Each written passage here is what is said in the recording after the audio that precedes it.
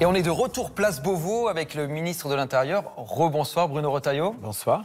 Si je résume notre enquête, on prononce beaucoup trop d'OQTF et du coup des OQTF qui visent un peu n'importe qui et par conséquent on ne s'attaque pas assez aux OQTF prioritaires, on n'a plus les moyens pour. Vous voulez que je vous donne le fond de ma pensée? Puisque j'ai vu les images. Vous faites un choix qui est radicalement différent du mien. C'est-à-dire? Ce reportage, il exprime un choix. Il exprime un choix éditorial selon lequel il faudrait régulariser. Alors, c'est absolument pas le fond du reportage. Hein. Et moi, je fais un choix radicalement différent. Je pense qu'une politique migratoire, ça doit se maîtriser. Je précise qu'à complément d'enquête, on ne fait pas de choix, on a révélé des documents, on se base sur des chiffres. Bien sûr, et justement, sur ceci, on voit que le taux d'exécution d'OQTF a atteint son plus bas niveau historique. Emmanuel Macron, je le disais en préambule, promettait en 2019 d'atteindre 100%. Et finalement, on est plutôt à 7% ces dernières années. On fait moins que sous François Hollande ? Oui, parce qu'il y a de plus en plus d'irréguliers et parce que c'est de plus en plus difficile. Mais ça, c'est fondamental. Et vous me donnez l'occasion de bien expliquer les choses. Mais c'est un échec. Pourquoi d'Emmanuel Macron ? Ça n'est pas un échec d'Emmanuel Macron. Je vais vous montrer pourquoi c'est un échec pour deux raisons. Parce que les OQTF, leur exécution, ne dépend pas de nous. Pour deux raisons. La première raison, c'est qu'on a affaire à des irréguliers, souvent, qui détruisent leur passeport. Donc il faut d'abord les identifier et ensuite, surtout, il faut que, dès lors qu'on découvre le pays d'origine, il faut obtenir de ce pays d'origine ce qu'on appelle un laissez-passer consulaire. C'est ce qu'on a montré effectivement dans le reportage. Donc, ça dépend du pays étranger. Première chose. Oui, mais pour le coup, c'est assez marginal. C'est-à-dire que le nombre de laissez-passer consulaires refusés, enfin, oui, mais on a vu, les chiffres sont assez clairs. 2023, 137 730 OQTF prononcés et effectivement un peu plus de 2000 annulations. C'est peut-être 2000 de trop, mais en tout cas, c'est bien ce que je vous dis. Quand on n'a pas d'identification, on est sujet à des décisions qui ne nous appartiennent pas, qui appartiennent au pays justement d'origine, qui délivrent ou non un laissez-passer consulaire. Mais donc 2000 sur 137 000, en fait, c'est pas que la faute des autres pays, c'est avant tout un problème de la France, une efficacité de l'administration française, non? Mais non, vous avez des individus qui détruisent leur papier d'identité. C'est la première raison, donc ça ne dépend pas de nous. Deuxième raison, c'est qu'on est sur une règle qui est une règle européenne, qui nous a été donnée par la directive Retour de 2008. C'est une catastrophe, cette directive. Vous voulez la changer ? Je vais la changer, nous allons la changer collectivement. Je vais vous l'expliquer. Je vais d'abord expliquer à vos téléspectateurs. Qu'est-ce que dit cette directive? La directive, elle dit, voilà, elle va donner aux clandestins un délai volontaire de départ. En gros, 30 jours, pendant 30 jours, il est libre. Et s'il veut partir, c'est le volontariat. Donc au bout de 30 jours, il a disparu dans la nature. Il faut pas ceux que vous appelez les clandestins sont les sans-papiers, donc des gens soit qui sont rentrés illégalement en France, soit qui sont rentrés légalement et qui ont perdu. Exactement. Par exemple, avec un visa court de séjour touristique, vous rentrez légalement. Mais ensuite, vous vous maintenez illégalement une fois que vous êtes rentré légalement. Voilà. Comment vous allez faire pour modifier cette directive retour? Ça ne dépend pas que de la France ou que du ministre de l'Intérieur français. Non, exactement. Au moment de mon premier Conseil européen qui réunit les 27 ministres de l'Intérieur, j'ai posé ce problème sur la table en disant on ne peut pas surveiller nos frontières, on ne peut pas réguler notamment cette immigration illégale, irrégulière, si on ne change pas cette directive-là. Et on a un très grand consensus. Et ce qui est intéressant d'ailleurs, c'est que des ministres de droite et de gauche se sont exprimés, qui appartiennent à des gouvernements sociodémocrates de gauche ou conservateurs de droite. Et François Bayrou, le Premier ministre, il est d'accord avec vous? François Bayrou est bien entendu tout à fait d'accord pour que cette directive retour soit modifiée. C'est fondamental si on veut reprendre la main justement sur les éloignements des étrangers en situation irrégulière. Vous parliez de la difficulté d'obtenir des laissez-passer consulaires et on voit bien que la France et les autres pays se renvoient parfois la balle dans l'affaire de la jeune Philippine, cette étudiante assassinée en septembre dernier. Est-ce que vous diriez que la France a commis une erreur? La responsabilité, c'est l'assassin. La responsabilité, c'est l'assassin. Nous avons, quand nous gardons, nous retenons les individus dans des CRA, dans des centres de rétention administratifs, le délai maximum est de 90 jours. Or là, elle a été libérée au bout de 74 jours. Mais parce que la France, a priori, s'est trompée de destinataire en envoyant cette demande de laissez-passer, c'est ce que l'on a cru comprendre. La reconnaissance du Maroc est venu justement au bout de 74 jours. Mais est-ce que la France s'est réellement trompée de destinataire? Non, parce qu'il y a des démarches administratives. Le Maroc savait d'ailleurs que c'était un de ses ressortissants. Mais la question, elle n'est pas là. Un juge l'a libéré, pensant que l'individu ne présentait pas de menace. Or, en 2021, il avait été condamné pour un viol. Donc vous voyez bien mais que... pourquoi il y a eu 2 demandes de laissez-passer consulaire? Est-ce que la France, la première fois, s'est effectivement trompée de service? Ce qui fait que ça a décalé le... Ça n'est pas le problème. Bah quand même, il n'y a pas eu d'erreur particulière, puisque je vous dis on pouvait retenir pendant 90 jours l'individu, et on a obtenu le laissez-passer au bout de 74 jours, la reconnaissance par le Maroc. Donc il eût suffi qu'il y ait 1 ou 2 jours de rétention en plus, et légalement c'était possible. Et il suffit aussi peut-être que la première demande de laissez-passer consulaire soit adressée au bon service. Mais ça ne changeait rien. Mais ça n'aurait rien changé. Je ne sais pas quelle aurait été la réponse du Maroc. Vous voyez bien? Je ne sais pas quelle aurait été la réponse du Maroc. Donc c'est la faute du Maroc. Mais c'est la faute. La responsabilité, c'est celle de l'assassin. Est-ce qu'on peut le comprendre? Non, mais c'est la faute du Maroc si jamais le laissez-passer consulaire n'a pas été délivré à temps. Je pense, et c'est pour ça que j'ai proposé qu'on modifie la loi, qu'on modifie la règle à 2 niveaux. Que pour les délinquants, justement, notamment les criminels sexuels, dont on sait qu'ils risquent de réitérer, eh bien, qu'on porte non pas 90 jours, mais à 210 jours, qui est la durée de rétention autorisée pour ceux qui sont condamnés pour des terroristes. Première chose.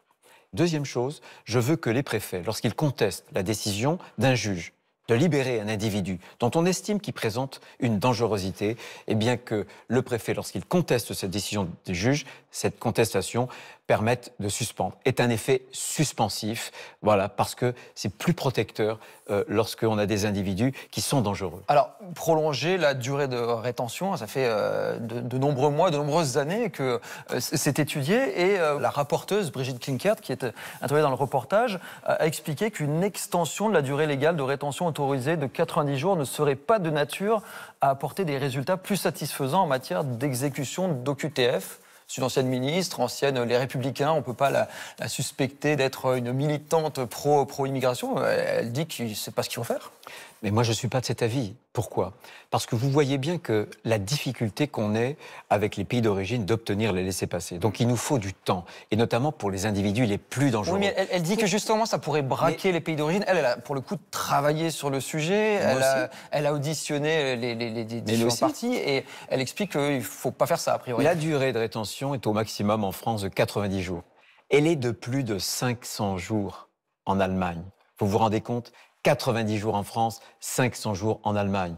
Les OQTF, c'est un vrai problème.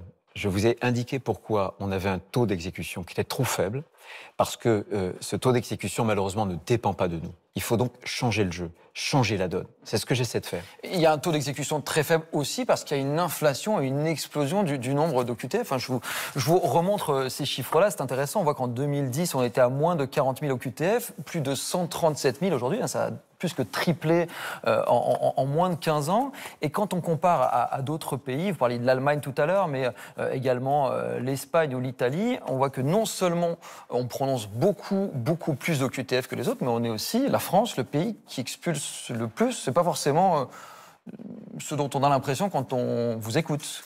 S'il y a beaucoup d'OQTF, c'est aussi parce qu'il y a des flux d'immigration irrégulière de plus en plus importants.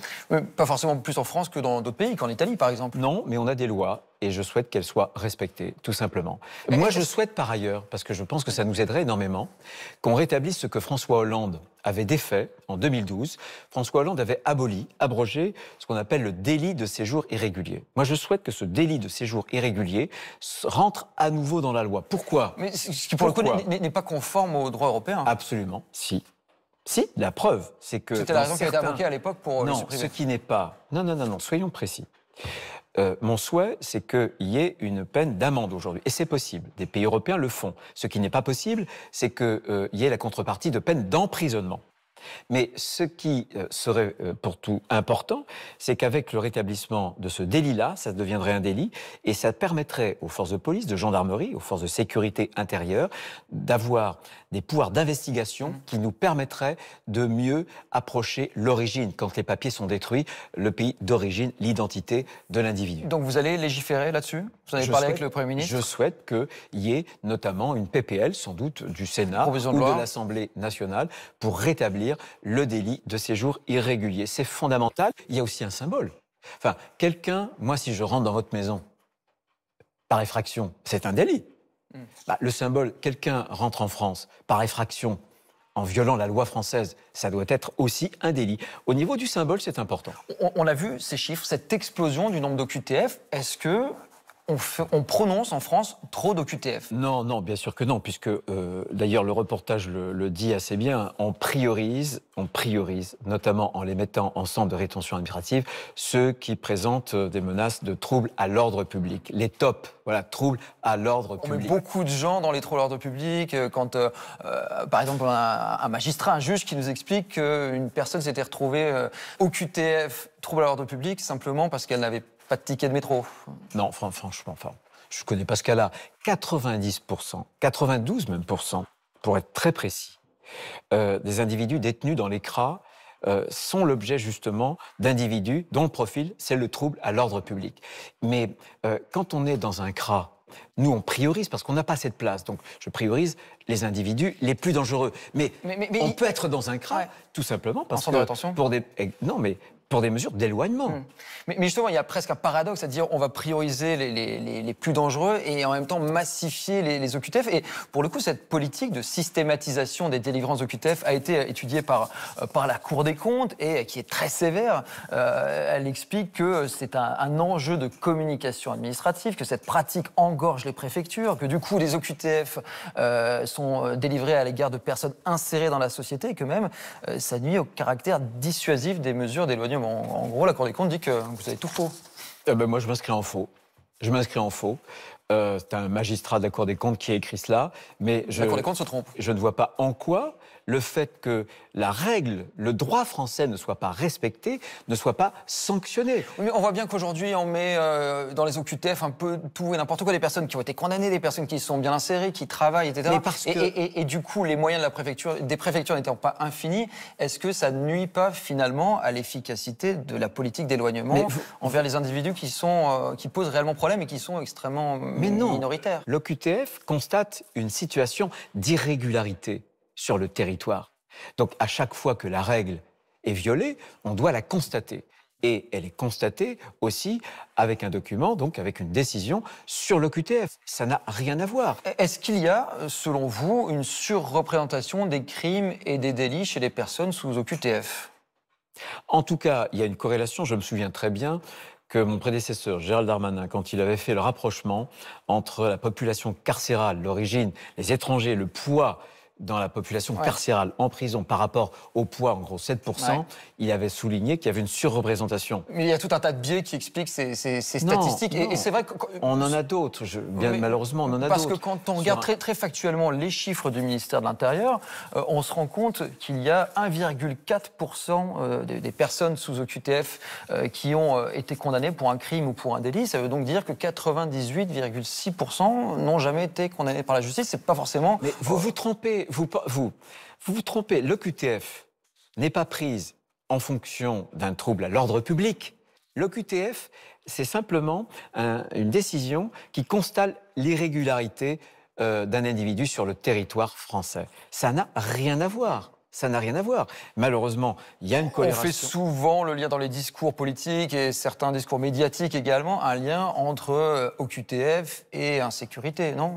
Non, on fait un lien entre un désordre migratoire, une immigration qui n'est pas maîtrisée, et la surreprésentation des étrangers. Quand on regarde le poids de la population des étrangers en France, autour de 7%, par exemple, le vol de voiture, le cambriolage. Cambriolage, c'est 38% qui sont commis par des étrangers. Vol de voiture, 40%. Encore une fois, il y a tout un tas de biais. Il peut y avoir des discriminations dans la chaîne pénale. Alors, ça a été, attendez, vous dites attendez. Ça a été étudié par des chercheurs, par exemple. Vous êtes en train de dire qu'il y a des discriminations dans la chaîne pénale. C'est-à-dire que nos magistrats jugerait plus durement pas moi qui le dis, ce les sont étrangers des chercheurs qui sont arrivés à ces conclusions-là.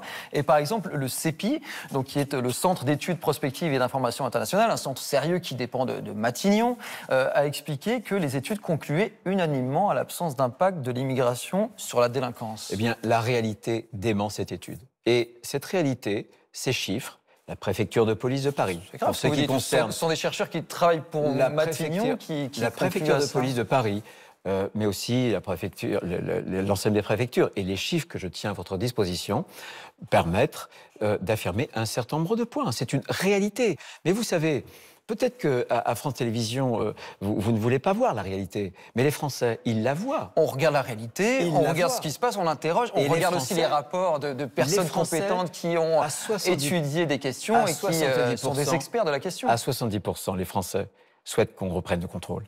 Et parce qu'ils pensent que la politique migratoire est trop laxiste. Vous diriez qu'il y a trop d'immigrés en France? C'est ce que pensent beaucoup de Français. En tout cas, je pense qu'il faut diminuer l'immigration. C'est un point que j'assume. Je pense qu'il faut réduire à la fois les entrées et il faut augmenter les éloignements. Il y a quelques mois, vous avez créé une forte polémique en utilisant une expression qui, jusqu'à présent, n'avait jamais été utilisée par un ministre de l'Intérieur, mais plutôt par l'extrême droite. Écoutez.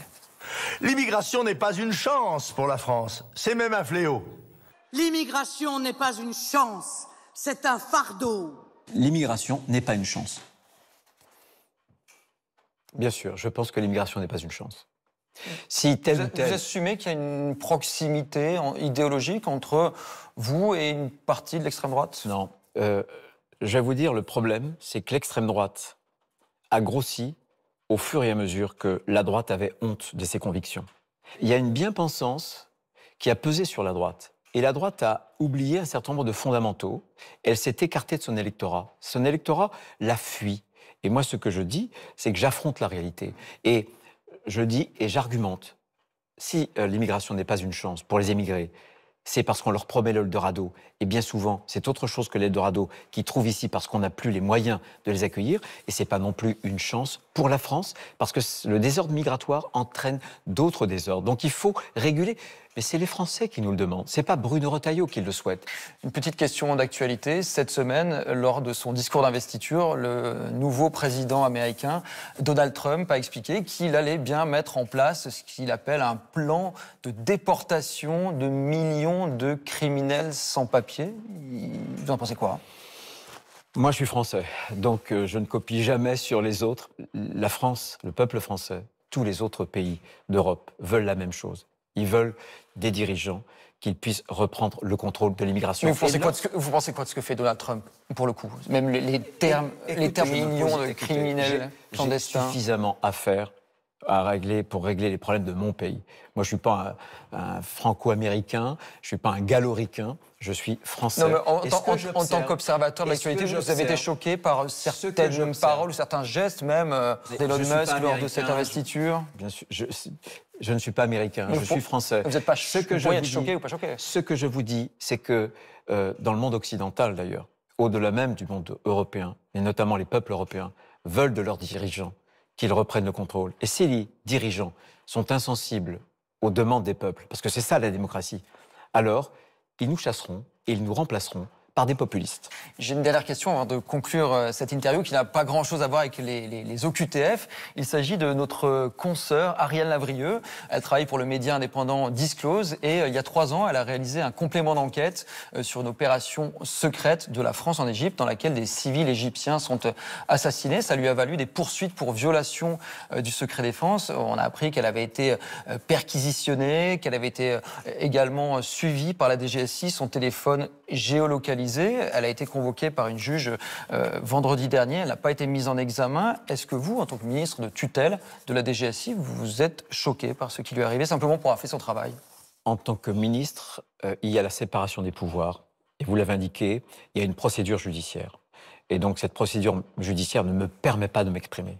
Par ailleurs, lorsqu'il y a dans ce genre de choses un certain nombre d'enquêtes et autres, la DGSI travaille aussi sous le regard du juge. Mais encore une fois, je ne connais pas le détail. La juge, justement, d'un point de vue plus général, a reconnu le caractère d'intérêt public des révélations d'Ariane Lavrieux. Est-ce que quand c'est le cas, la protection des sources des journalistes devrait être sacralisée? Est-ce qu'il faudrait un texte de loi peut-être pour davantage protéger les journalistes? Il y a déjà un texte qui existe sur la protection des sources. Imparfait, manifestement. Je pense que c'est important parce que ça permet aux journalistes de faire leur travail. Moi, je suis attaché à la liberté d'expression dans un cadre, évidemment. Et encore une fois, il y a une enquête. Donc, il y a le principe de séparation des pouvoirs. Et si je l'enfreignais, vos collègues, d'autres collègues journalistes me disent « Ah là là, vous vous rendez compte, ministre de l'Intérieur qui met son nez dans une affaire judiciaire, c'est pas bien. » Bien, merci beaucoup Bruno Retailleau d'avoir accepté cette interview.